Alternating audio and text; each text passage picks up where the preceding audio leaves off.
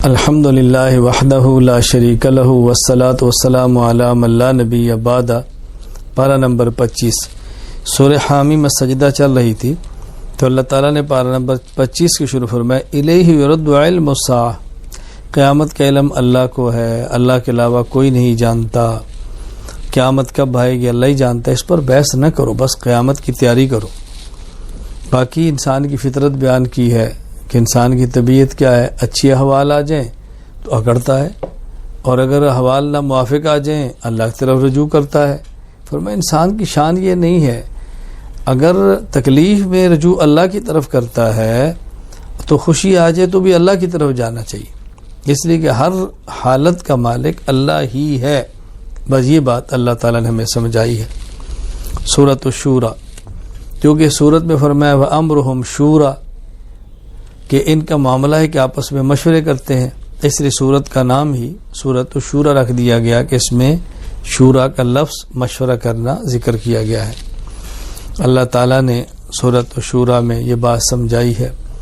اللہ تعالیٰ نے قرآن کریم کو عربی زبان میں نازل فرمایا کہ قرآن کے جو پہلے مصداق اور مخاطب ہیں، قرآن کریم کے اولین مخاطب و عرب ہے، اس لیے عربی میں بات کی ہے۔ ایک اور موقع پر اللہ پاک نے فرمایا ما ارسلنا من رسول الا بلسان قومی، جو کسی نبی کی قوم کی زبان ہوتی ہے اللہ اس میں نبی کو وحی دیتے ہیں۔ رسول اللہ صلی اللہ علیہ وسلم کی قوم عرب ہے، ان کی زبان عربی ہے، اللہ تعالی نے ان کو قرآن کریم تو وحی بھی عربی کے اندر دی ہے لتنذر ام القری ومن حولها۔ پھر اللہ تعالی نے ایمان والوں کی صفات کا ذکر فرمایا ہے کہ ایمان والے کون ہیں؟ اللہ پر بھروسہ کرتے ہیں، بے حیائی کے کاموں سے دور رہتے ہیں، اپنے کام مشروع سے کرتے ہیں، اللہ تعالیٰ کے بندوں کو معاف کرتے ہیں، فرما برداری کرتے ہیں، نماز کی پابندی کرتے ہیں، اللہ کے راستے میں مال کو خرچ کرتے ہیں، ظلم اور زیادتی نہیں کرتے، کوئی ان کے اوپر ظلم کرے تو معاف کرتے ہیں، ظلم کا بدلہ لینا چاہیں تو اتنا ہی لیتے ہیں جتنا شخص نے ظلم کیا ہے، حد سے تجاوز نہیں کرتے۔ پھر اللہ تعالیٰ نے سورت کے آخر میں نبی پر وحی کے نازل کرنے کے طریقے بیان فرمائے۔ اللہ تعالیٰ پیغمبر پر وحی کیسے نازل فرماتے ہیں؟ کبھی تو اللہ تعالیٰ نبی کے دل میں کوئی بات ڈال دیتے ہیں، یہی وحی ہے۔ کبھی پردے کے پیچھے نبی کو اللہ نظر نہیں آتے، نبی سے گفتگو ہو جاتی ہے، جیسے موسیٰ علیہ السلام سے مکالمہ ہو رہا ہے، یہ بھی ایک وحی کا طریقہ ہے۔ کبھی اللہ تعالیٰ فرشتہ نازل فرماتے ہیں اور فرشتے کے ذریعے پیغمبر کو بات سمجھا دیتے ہیں، یہ بھی ایک وحی کا طریقہ ہے۔ تو یوں وحی کے نازل ہونے کے مختلف طریقے اللہ پاک نے سورت کے آخر میں بیان فرما دی ہے۔ سورۃ الزخرف، کیونکہ سورت میں ایک لفظ آیا ہے زخرفہ، سونا، سونے کی بنی چیزیں، اس لیے سورت کا نام ہی سورۃ الزخرف ہے۔ سورۃ الزخرف، چونکہ سورت میں ایک لفظ ہے زخرفہ، اسی مناسبت سے اس سورت کا نام بھی سورۃ الزخرف ہے۔ اس میں اللہ تعالیٰ نے یہ بات سمجھائی ہے کہ اللہ تعالیٰ اگر چاہتے تو ہر کافر کو چھت چاندی کی دیتے، سیڑھی چاندی کی دیتے، دروازے چاندی کے دیتے، جہاں مسندوں پر تکیے لگا کر بیٹھتے ہیں چاندی کی بنا دیتے اور سونے کی بنا دیتے۔ ایسا اس لیے نہیں کیا کہ پھر عام لوگ بڑی جلدی کفر قبول کر لیں گے۔ فرمایا اللہ کے ہاں تو اس چیز کی قیمت نہیں ہے دنیا کی، ورنہ اللہ چاہتے تو ہر کسی کو دیتے تھے، لیکن یہ پر ہر بندہ کفر کی طرف جاتا تو اللہ تعالیٰ نے امتحان رکھنے کے لیے کسی کو دیا کسی کو نہیں دیا۔ خیر اس صورت میں زخرفہ کا لفظ ہے، اس لیے صورت کا نام بھی صورت الزخرف رکھ دیا گیا ہے۔ اللہ تعالیٰ نے اس صورت میں دلائل قدرت کو بیان فرمایا ہے، اور یہ اللہ تعالیٰ کا ایک طریقہ ہے کہ اکثر صورتوں میں توحید، پھر توحید پہ دلائل، قدرت، طاقت، اللہ تعالیٰ اس کو بار بار بیان فرماتے ہیں کہ تمام عقائد میں سے بنیادی عقیدہ ہی توحید ہے، اس لیے بار بار اس کا ذکر ہوتا ہے۔ ہر نبی سب سے پہلے توحید ہی کی بات کرتا ہے، اور توحید ہی سے انسان کے عقائد کا آغاز ہوتا ہے۔ پھر سفر کی دعا فرمائی سمجھائی ہے توحید کو بیان کرتے ہوئے، سبحان الذی سخر لنا ھذا وما كنا له مقرنین وإنا إلی ربنا لمنقلبون۔ یہ سواریاں اللہ نہ چاہتے تو کون سفر کر سکتا تھا؟ آج کے دور میں جہاز دیکھو، باہری سفر دیکھو، بری سفر دیکھو، اور گھوڑے اور جیسے سرکش جانور بھی اللہ نے بندے کے مطیع فرما دی ہے. اللہ کی ذات کتنی پاک ہے. فرمایا اس کے ساتھ اس کا بھی اقرار کیا کہ جس طرح ہم منزل کی طرف جاتے ہیں، منزل سے واپس گھر آتے ہیں، اسی طرح ہم نے وطن اصلی لوٹ کر اپنے اللہ کے پاس ہی جانا ہے. اللہ ہمارا وطن اصلی جنت ہمیں عطا فرمائے اور اللہ اپنے کرم کے ساتھ ہمیں وطن اصلی میں عافیت کے ساتھ پہنچائے. مشرکین کہتے تھے ابراہیم علیہ السلام کے دین پر ہم ہیں، ہم ابراہیمی ہیں. اللہ نے تردید فرمائی کہ ایسی بات کرتے ہو تو موحد اعظم تھے، ان کا شرک سے کیا تعلق ہے؟ اس لیے شرک کرنے والوں کو حضرت ابراہیم کی طرف اب نسبت ہرگز نہیں کرنی چاہیے.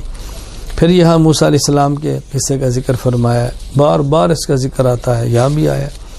حدیث علیہ السلام کا واقعہ بیان فرمایا ہے کہ ان کے بارے میں مشرکین طرح طرح کی باتیں کرتے تھے. اللہ فرماتا ہے پاک دامن ہے، ماں ان کی پاک دامن ہے، اللہ کے بندے ہیں، اللہ کے نبی ہیں، کیا تم ان کے بارے میں ایسی باتیں کہتے ہو جو ایک نبی کی شان کے لائق نہیں ہے. اللہ تعالیٰ نے سورت کے آخر میں اپنے پیغمبر کو بات فرمائی اور نبوت کے واسطے سے ہمیں سمجھائی. فاصفح عنہم وقل سلام، یہ ان کو بات سمجھاؤ اور نہیں سمجھتے درگزر کرو، بلا وجہ ضرورت سے بڑھ کر جدل چھوڑ دو. ان کو نہیں مانتے تو نہ مانے، آپ کے ذمہ سمجھانا ہے. نہیں باز آتے فسوف یعلمون، ایک وقت آئے گا فسوف یعلمون، چل جائے گا پتہ. انجام بد کو دیکھیں گے، پھر روئیں گے، پھر چیخیں گے. تو پیغمبر آپ درگزر بھی فرمائیں اور سلام کیا کریں، ان سے جان چھوڑائیں اور ضرورت کی بات ان کو سمجھائیں. آج بھی اہل علم کی شان یہی ہے کہ دلائل سے بات سمجھائیں، درگزر کریں اور جاہلانہ طرز پر بات نہ کریں اور جاہلوں سے بس بات سمجھانے کے بعد کنارہ کش ہو جائیں. سورۃ الدخان، کیونکہ سورت میں الدخان یوم یاتی الناس بدخان مبین، لفظ دخان جس کا ترجمہ دھواں ہے ذکر ہے، تو سورت کا نام ہی سورہ دخان ہے. کفار مکہ پر قحط آیا، ان نے کہا آپ دعا کرو، یہ قحط ٹل جائے تو آپ کی بات مانیں گے. دعا کی گئی اور ظالم تھے، کہاں ماننے والے تھے. اتنی ان کو قحط کر سے بھوک لگی تو ان کو یوں محسوس ہوتا کہ جیسے دھواں ہے. حضرت عبداللہ بن مسعود رضی اللہ عنہ کی تفسیر یہ فرماتے ہیں کہ آنکھوں کے سامنے دھواں ان کو محسوس ہوتا. تو خیر چونکہ دخان کا ذکر ہے تو تیسری سورت کا نام بھی دخان ہے. تو مشرکین مکہ نے ہمیشہ بدعہدی کی ہے اور یہ کوئی نئی بات نہیں ہے، پہلے نبیوں کے ساتھ بھی ایسے تھا. آپ کوئی تکلیف آتی نبی سے کہتے دعا کرو، پیغمبر دعا کرتے، تکلیف ٹل جاتی ہے دوبارہ پھر وہی سرکشی شروع ہو جاتی. یہ بات ہمیں اہل ایمان کو غور کرنی چاہیے. اگر تکلیف آئی ہے، اللہ سے دعا مانگی ہے، اللہ نے تکلیف ہٹا دی ہے، تو پھر دوبارہ ان گناہوں کے اندر نہ جائیں، اپنے آپ کو محفوظ کریں اور بچائیں، اللہ کی نعمتوں کا شکر ادا کریں. اللہ تعالیٰ نے یہاں بطور خاص ذکر فرمایا انا انزلناہ فی لیلۃ مبارکہ، قرآن کریم کو اللہ نے برکت والی رات میں نازل فرمایا ہے. ایک ہے قرآن کریم کا لوح محفوظ سے آسمان دنیا پر آنا، پھر آسمان دنیا سے اپنے نبی پر آنا. لوح محفوظ سے آسمان دنیا پر تو لیلۃ القدر کو آ گیا، پھر اپنے پیغمبر پر اللہ پاک نے 23 سال کی عمر میں تھوڑا تھوڑا کر کے نازل فرمایا ہے. اللہ اکبر. آخر میں اللہ تعالیٰ نے جہنم کا ذکر کیا، رسول اکرم صلی اللہ علیہ وسلم کو تسلی دی ہے. فرمایا دیکھو اہل ایمان جنت میں جائیں گے، یہ تمہارے مخالف جہنم میں جائیں گے. فرتقب، پیغمبر آپ بھی انتظار فرمائیں، وہ بھی انتظار کر رہے ہیں. فیصلہ تو آپ کے حق میں ہے، فتح تو آپ کیوں نہیں ہے. انجام بد ان کو دیکھنا پڑے گا، تو آپ حوصلہ رکھیں، تسلی رکھیں، دل بڑا رکھیں.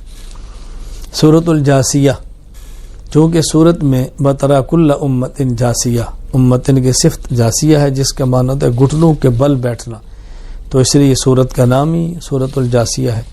اللہ تعالیٰ نے اس سورت میں قرآن کریم کی عظمت کو بیان فرمایا ہے. اللہ تعالیٰ کی عظمت، جلال، اس کا اللہ پاک نے ذکر فرمایا. اور پھر اس سورت میں اللہ تعالیٰ نے بنی اسرائیل کی سرکشی، اسرائیل، اسرا کا معنی عبد، ایل کا معنی اللہ. حضرت یعقوب علیہ السلام کہتے ہیں اسرائیل عبداللہ، ان کے 12 بیٹے تھے، ان سے آگے جو نسل چلی ہے انہیں کہتے ہیں بنو اسرائیل، یعنی اسرائیل عبداللہ یعقوب کی اولاد. اس کا بار بار قرآن کریم کے اندر ذکر آتا ہے. تو بنی اسرائیل کی سرکشی کا ذکر کیا، پھر ان کا انجام بیان کر کے مشرکین کو ڈرایا ہے کہ جس طرح انہوں نے پیغمبر کی بات کو نہیں مانا اور تباہ و برباد ہوتے رہے، تم بھی پیغمبر کی بات نہیں مانو گے تو تباہ و برباد ہو جاؤ گے. اور واقعتاً جن لوگوں نہیں مانا، بدر میں قتل ہوا ہے، کوئی احد میں قتل ہوا ہے، کوئی کسی جگہ پہ برباد ہوا ہے. اور دائمی پھر ابدی عذاب کے مستحق ہوئے. ابو لہب کا انجام دیکھو اور ابو جہل کا انجام دیکھو، کس طرح انجام بد کے ساتھ یہ دنیا سے گئی. اللہ تعالیٰ نے کو سمجھایا ہے. اللہ تعالیٰ نے پھر اس پارے کے آخر میں سورۃ الجاسیہ میں قیامت کی منظر کشی کی. وَتَرَى كُلَّ أُمَّةٍ جَاسِيَةٍ، گھٹنوں کے بل پڑے ہوں گے، تڑپ رہے ہوں گے، چیخ رہے ہوں گے اور موت کو پکاریں گے. فرمایا ایک موت نہیں، آج تم کئی موتیں بھی پکارو. کون ہے تمہیں اللہ کے عذاب سے بچانے والا؟ اللہ تعالی ہم سب کو آخرت کی تیاری کی توفیق عطا فرمائے. وآخر دعوانا ان الحمد للہ رب العالمین.